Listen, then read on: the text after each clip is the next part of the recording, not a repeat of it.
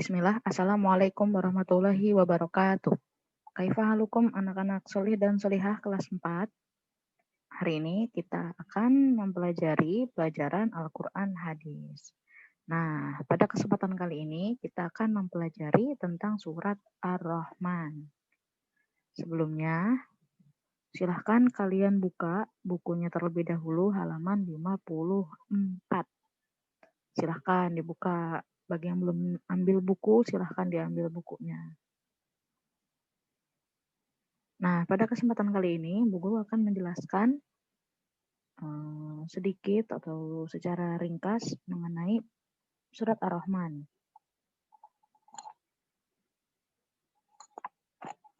Nah, di sini yang pasti kalian sudah tahu ya surat Ar-Rahman. Bagaimana bunyinya? Ya, pastinya Ar-Rahman, Allamal Quran, ya seperti itu. Nah, di sini Bu Guru akan menjelaskan arti suratnya, jumlah ayat, urutan surat, golongan surat, dan nanti isi kandungan dari surat Ar-Rahman itu sendiri. Nah, yang pertama arti surat. Nah, arti surat Ar-Rahman ini adalah Maha Pemurah atau boleh juga yang Maha Pemurah. Dinamai Ar-Rahman karena diambil dari perkataan dari kalimat surat Ar-Rahman itu sendiri pada ayat 1. Nah, kan ayat 1 bunyinya Ar-Rahman itu. Artinya yang Maha Pemurah, Allah yang Maha Pemurah. Kemudian jumlah ayatnya, Ar-Rahman terdiri dari 78 ayat. Jadi surat Ar-Rahman itu ada 78 ayat. Nah, sudah kita ketahui juga ada ayat yang pasti kita kenal, yaitu Fabi ayyi ala'i rabbikuma tukadziban. Nah, di surat ini ada kalimat Fabi ayyi ala'i rabbikuma tukadziban itu diulangnya sebanyak 31 kali. Jadi dalam 78 ayat, 31 ayatnya ini adalah Fabi ayyi ala'i rabbikuma tukadziban. Kemudian urutan surat Ar-Rahman. Surat Ar-Rahman berada di urutan ke-55 dalam Al-Quran. Jadi kalau ditanya, ayo Ar-Rahman surat keberapa? Yaitu surat ke-55. Nah, surat Ar-Rahman ini diturunkan sesudah surat Ar-Ra'du. Jadi penurunannya itu setelah surat Ar-Ra'du.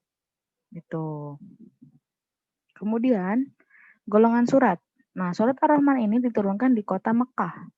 Maka dari itu Ar-Rahman disebut atau termasuk sebagai golongan surat Makkiyah. Nah, kita lanjut ke isi kandungan surat Ar-Rahman. Yang pertama yaitu tentang keimanan kepada Allah.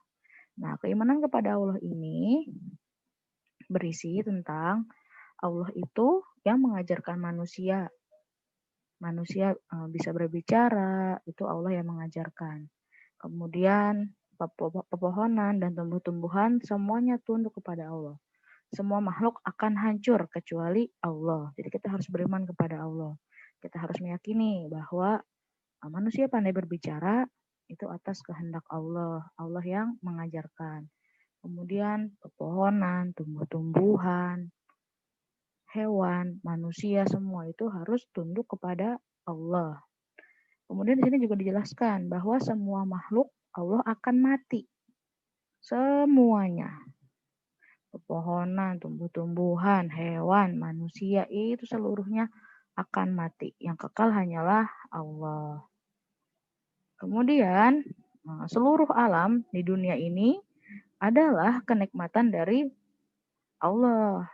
Kita bisa bernafas itu dari Allah. Kemudian bisa tumbuh-tumbuhan, tumbuh pepohonan di sekitar rumah kita itu juga atas kehendak Allah. Maka dari itu ini semua disebut nikmat dari Allah.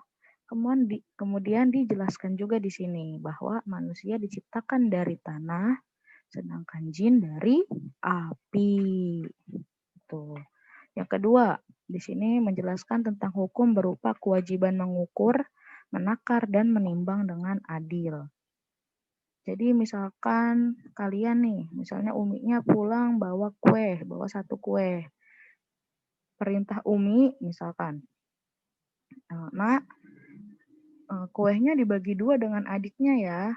Nah, kalian harus menakarnya atau mengukurnya, kan harus potong kue itu dengan adil. Nah, di surat Ar-Rahman ini akan dijelaskan bagaimana mengukur, menakar, menimbang dengan adil, kemudian ganjaran seseorang yang tidak berbuat adil, jadi curang.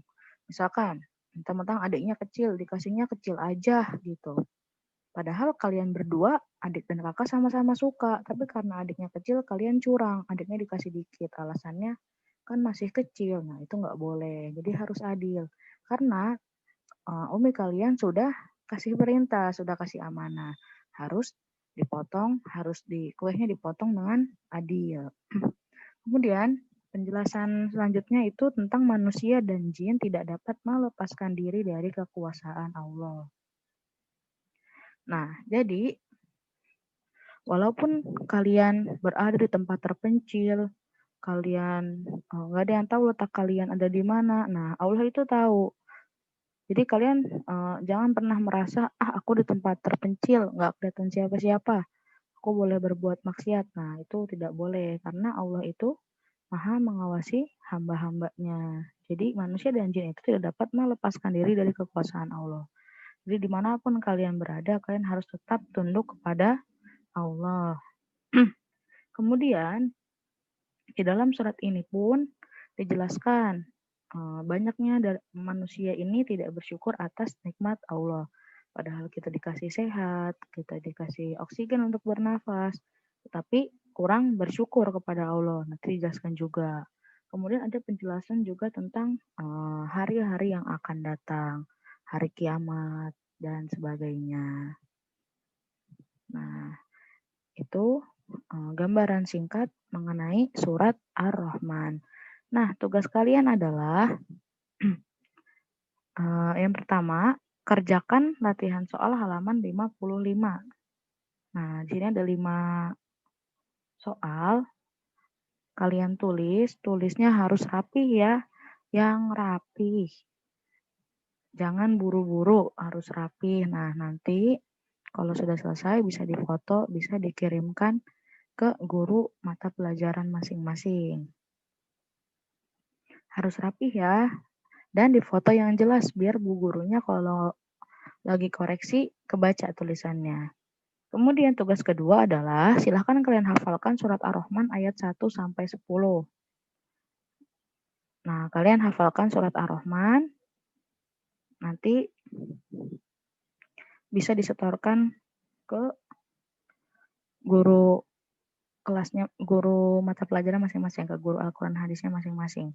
Nah, tugas menghafal ini bu guru kasih waktu selama 2-3 minggu. Nah, nanti kalian terserah bisa bilang ke gurunya, Pak, Bu, saya mau setor surat Ar-Rahman ayat 1 sampai 10. Waktunya 2 minggu kurang lebih. Bisa ya, Ar-Rahman insya Allah mudah. Nah, sekian dari Bu Guru. Kalau masih ada yang belum paham, silahkan boleh bertanya ke gurunya masing-masing. Ibu cukupkan. Assalamualaikum warahmatullahi wabarakatuh.